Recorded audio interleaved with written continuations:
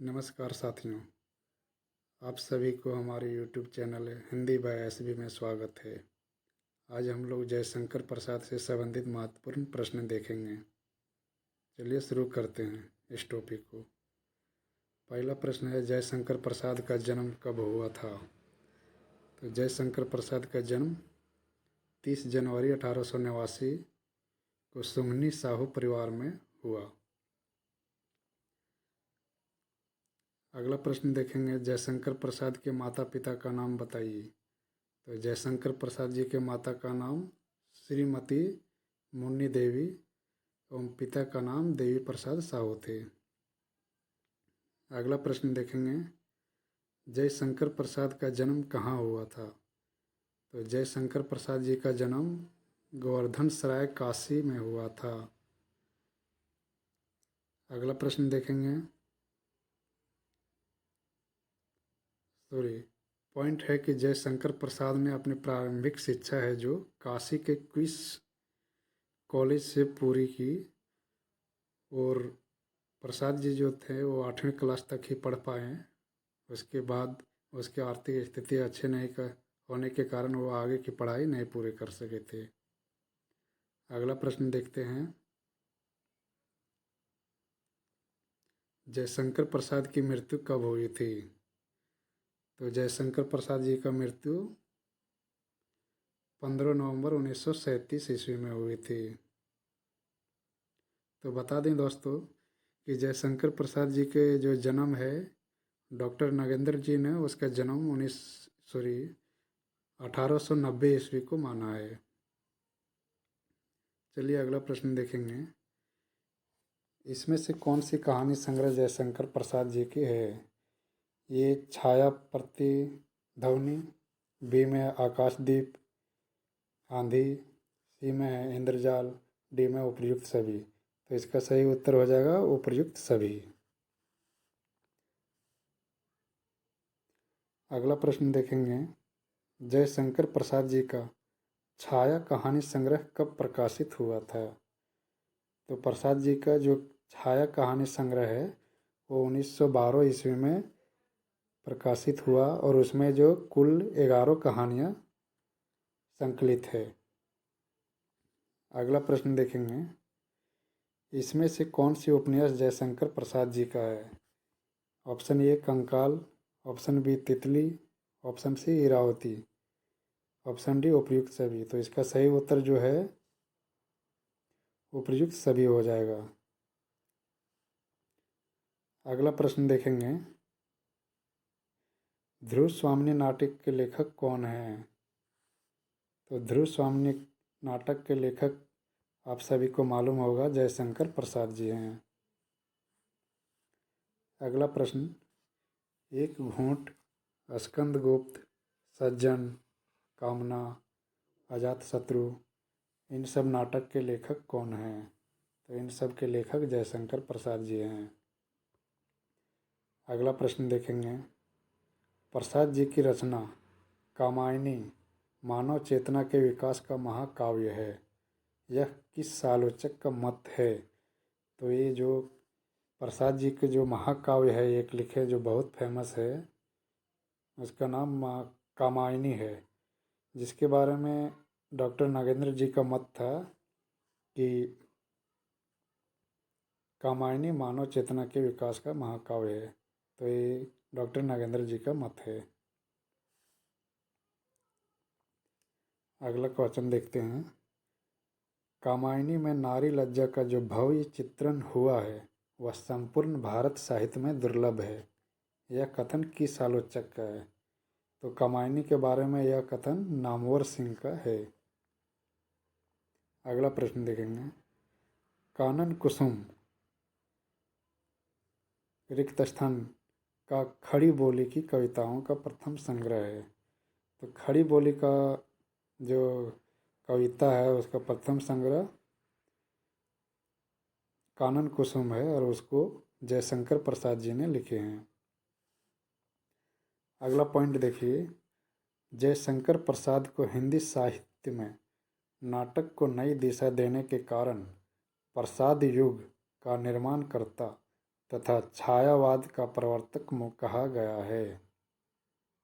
तो ये important points है कि जो छायावाद के प्रवर्तक थे उसमें 4 लोग शामिल थे। तो 4 लोग में कौन कौन थे? तो पहला जयशंकर प्रसाद जी, दूसरा सुमित्रानंदन पंत, तीसरा सूर्यकांत त्रिपाठी निराला, चौथा महादेवी वर्मा। तो ये जो 4 है, ये 4 लोग छायावाद के आधार का स्तंभ माना जाता है। चलिए अगला प्रश्न देखते हैं। जयशंकर प्रसाद मात्र 9 वर्ष की उम्र में ब्रिज भाषा में किस उपनाम से एक सवैया लिखकर अपने गुरु आध्यात्मिक रसमय सिद्ध को दिखाया था? तो वो है जो कलाधर नाम से लिखे थे। अगला प्रश्न देखेंगे। जयशंकर प्रसाद को मधुचर्या का कवि किसने कहा है? तो प्रसाद जी को मधुचर्या का कवि है जो आचार्य रामचंद्र शुक्ल जी ने कहा है। अगला पॉइंट देखिए। आज्ञेय जी ने जयशंकर प्रसाद जी को विश्वविद्यालयों का कवि कहा है, ये भी याद रखिएगा। अगला प्रश्न देखेंगे।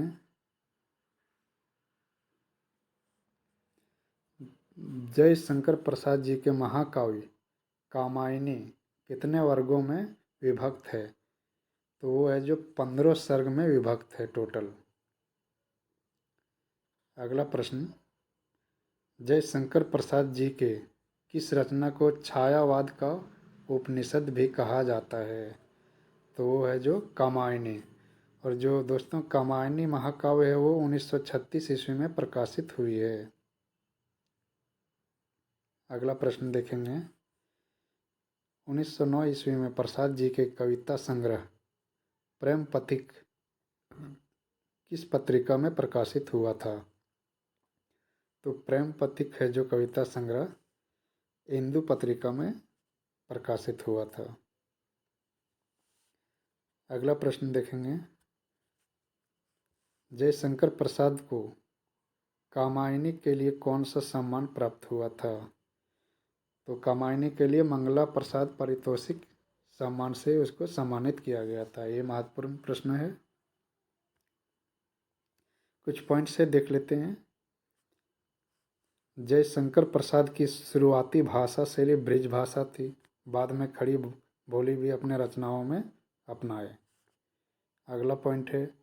जयशंकर प्रसाद सुमित्रानंदन पंत, महादेवी वर्मा और सूर्यकांत त्रिपाठी निराला के साथ हिंदी साहित्य छायावाद में स्वच्छंदतावाद के 4 स्तंभों में से एक माना जाता है। किसको? इस जयशंकर प्रसाद जी को। अगला पॉइंट देखिए। वेद्यनाथ धाम देवघर झारखंड में नामांकन होने के कारण प्रसाद जी को झारखंडी भी कहकर पुकारा जाता था। ये इम्पोर्टेंट पॉइंट है, इसे याद कर लीजिएगा। अगला प्रश्न देखेंगे।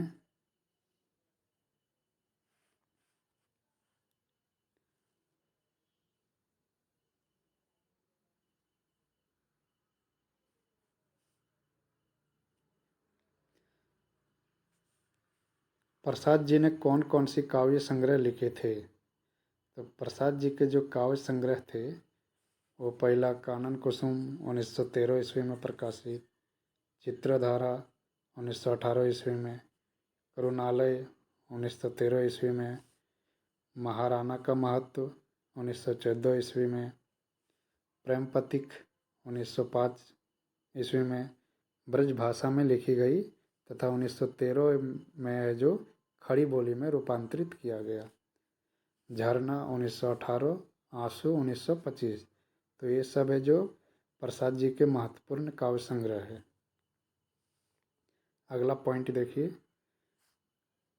कामायनी महाकाव्य का प्रथम सर्ग चिंता अक्टूबर 1928 ईस्वी में सुधा पत्रिका में प्रकाशित हुआ एवं संपूर्ण रचना 1935 या 36 में प्रकाशित हुई और अंतिम सर्ग जो है आनंद है। तो बता दें कि कामायनी है जो टोटल 15 सर्ग में है और उसमें से पहला सर्ग जो चिंता है और इसका जो कामायनी को लिखने में लगभग है जो 1928 से लेकर 1935 तक का समय लगा, यानी कि 7 वर्ष लगभग इसमें टाइम लग गया। तो कहीं कहीं इसको जो प्रकाशन वर्ष 1935 दिया है, कहीं कहीं 1936, तो ज़्यादा सटीक है जो 1935 ईस्वी को मान के चलिएगा। अगला प्रश्न देखते हैं 20 नंबर। जयशंकर प्रसाद द्वारा संपादित पत्रिका का नाम क्या था? ए प्रभा, बी माधुरी, सी सरस्वती, डी इंदु। तो इसका जो संपादित पत्रिका इंदु है, इसे याद रख लीजिएगा। अगला प्रश्न है जयशंकर प्रसाद की कौन सी रचना हिंदी का मेघदूत कहलाती है? तो जयशंकर प्रसाद जी की जो आंसू है, आंसू को हिंदी का मेघदूत कहा जाता है और प्रसाद जी को है जो प्रेम और सौंदर्य का कवि कहा जाता है। ये चीज़ भी याद रखिएगा आप सब।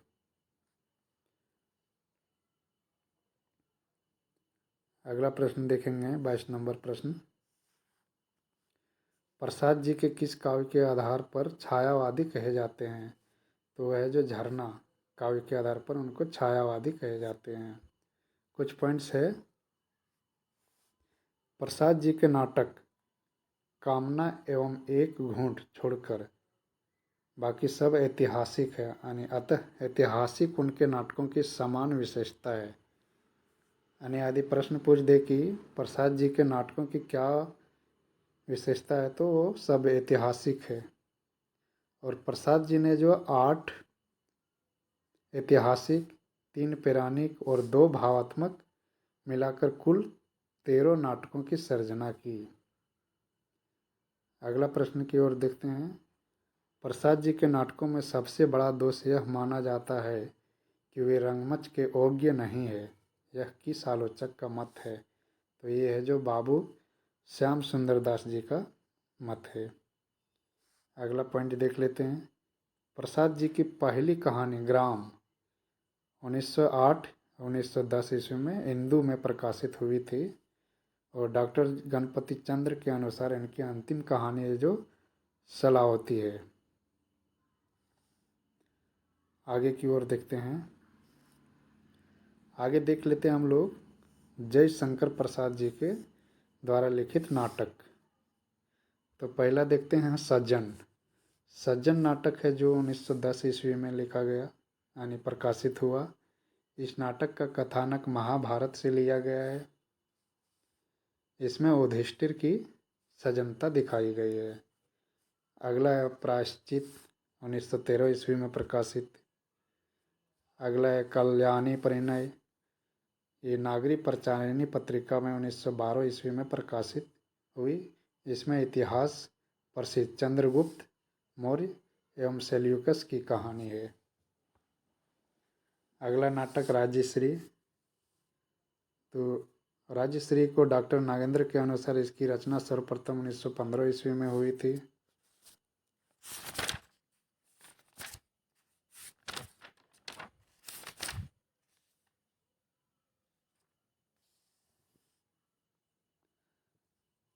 और बाद में जो इसको कुछ संशोधन करने के बाद 1937 ईस्वी में इसे पूर्ण किया गया। 1937।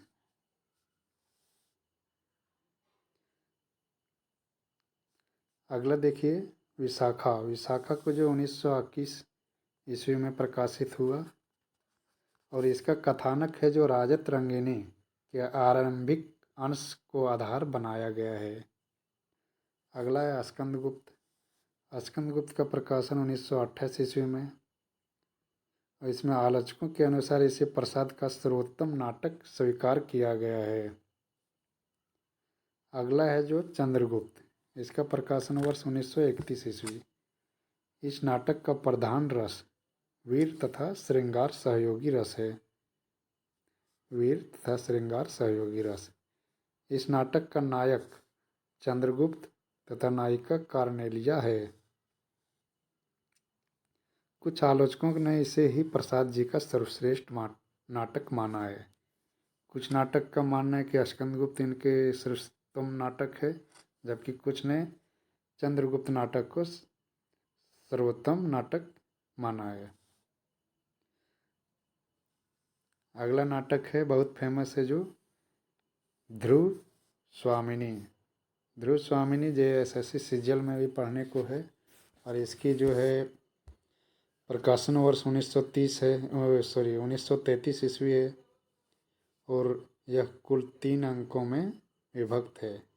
इसे प्रसाद जी का अंतिम नाटक माना जाता है। इस नाटक में अनमेल विवाह, तलाक एवं पुनर्विवाह की समस्या को उठाया गया है। तो ये थे प्रसाद जी के नाटक। अब आगे देखते हैं प्रसाद जी द्वारा लिखित उपन्यास। तो पहला है जयशंकर प्रसाद जी को मुख्यतः 3 उपन्यास मिलते हैं। इसमें से पहला है कंकाल, जिसका प्रकाशन वर्ष 1929 हुआ। इस उपन्यास में धर्म पीठों में अधर्म के नाम पर होने वाला अनाचारों का चित्रण, तत्कालीन समाज का अर्थात नग्न चित्रण, अवैध और अज्ञात कुलशील संतानों की कथा लिखी गई है। दूसरा उपन्यास जो है वो है तितली। तितली का प्रकाशन वर्ष 1934 ईस्वी था और इस उपन्यास में पूंजीपतियों द्वारा निम्न वर्ग का शोषण का वर्णन देखने को मिलता है इसमें। और तीसरा उपन्यास इरावती। इरावती जो उपन्यास है यह ऐतिहासिक पृष्ठभूमि पर लिखा गया है। यह प्रसाद जी का तीसरा एवं अपूर्ण उपन्यास है। यानी कि अगर प्रश्न पूछे कि जयशंकर प्रसाद जी का कौन सा उपन्यास अपूर्ण है तो वो है इरावती। इसका कथानक शुंग वंश तथा खारवेल के इतिहास से संबंधित है। ये महत्वपूर्ण फैक्ट्स देख लीजिए। प्रसाद जी का करुणालय हिंदी साहित्य के सर्वप्रथम गीति नाट्य रचना मानी जाती है। ये भी महत्वपूर्ण है। आगे देखते हैं जयशंकर प्रसाद जी द्वारा लिखित कहानियाँ। जयशंकर प्रसाद जी द्वारा लिखित कहानियाँ देख लेते हैं। पहला है छाया। छाया कहानी संग्रह का प्रकाशन वर्ष है जो 1912 ईस्वी है और इसमें कुल 11 कहानी संग्रह है। दूसरा देखते हैं प्रतिध्वनि। प्रतिध्वनि 1926 ईस्वी में प्रकाशित हुई और इसमें कुल 15 कहानियाँ लिखी गई है। तीसरा है आकाशदीप जो 1929 ईस्वी में प्रकाशित हुई। इसमें कुल 19 कहानियाँ है। अगला देखते हैं आंधी। आंधी है जो 1931 ईस्वी में प्रकाशित हुआ और कोई कोई का मानना है कि 1929 ईस्वी में प्रकाशित हुआ था और इसमें जो कुल 11 कहानियाँ है और इसी में है जो मधुआ कहानी भी इसी कहानी संग्रह से लिया गया है आंधी से। अगला है इंद्रजाल जो 1936 ईस्वी में प्रकाशित हुई और इसमें 14 कहानियाँ संकलित है। ये महत्वपूर्ण तत्व देख लेते हैं। कामायनी रहस्यवाद का पहला महाकाव्य है, यह किस कवि का मत है?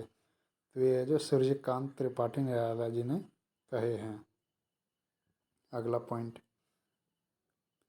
लहर प्रसाद की एक श्रेष्ठ मुक्तक रचना है। इसे प्रसाद जी का प्रौढ़तम काव्य संग्रह माना जाता है। इसमें कुल 33 कविताएं हैं। तो लहर जो है उसका प्रकाशन वर्ष 1933 ईस्वी था और इसमें से जो कुछ कहानियों का प्रसिद्ध पंक्ति है जो एग्जाम की दृष्टि से महत्वपूर्ण है वो है, पहला है ले चल मुझे भुलावा देकर मेरे नाविक धीरे धीरे। दूसरा है गौरव की काया पड़ी माया है प्रताप की वही मेवाड़ किंतु आज प्रतिध्वनि कहाँ।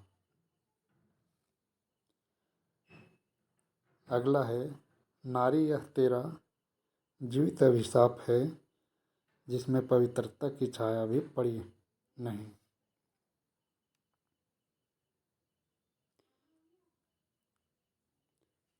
अगला प्रसिद्ध पंक्ति जो है प्रेम पथिक से है और वो है,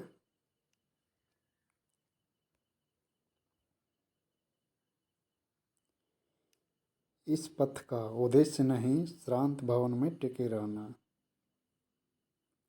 तो ये सब जो है जयशंकर प्रसाद जी से संबंधित महत्वपूर्ण जानकारियाँ यानी प्रश्न थे जो सभी परीक्षाओं की दृष्टि से महत्वपूर्ण है, जिसमें भी जो भी हिंदी की परीक्षा है जिसमें हमारे जयशंकर प्रसाद जी के बारे में पढ़ना है, उसकी दृष्टि से ये बहुत महत्वपूर्ण टॉपिक थे और इसमें हम मैक्सिमम चीज़ों को कवर करने का कोशिश किया हूँ। तो आज के लिए इतना ही, धन्यवाद। जय हिंद।